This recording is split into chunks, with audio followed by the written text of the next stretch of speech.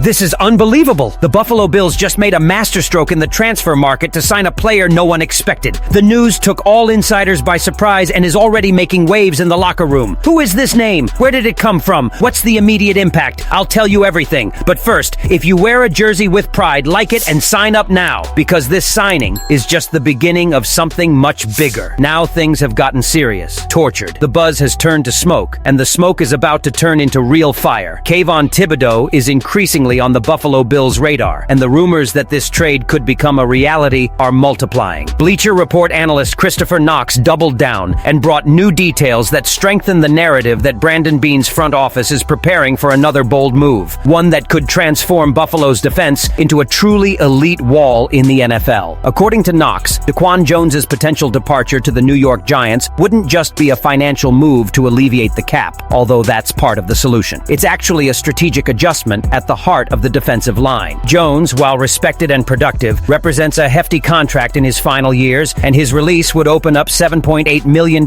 in salary cap space. That amount would be enough to land a player of Thibodeau's caliber, who is still under a hot contract and has 3 seasons of control. And the strategic fit? He couldn't be more perfect. Imagine a defensive line with Joey Bosa, the veteran brains and brawn of the unit, leading the outside pressure. Alongside him, the athletic Greg Rousseau and the explosive AJ Epineza would form the core of the rotation.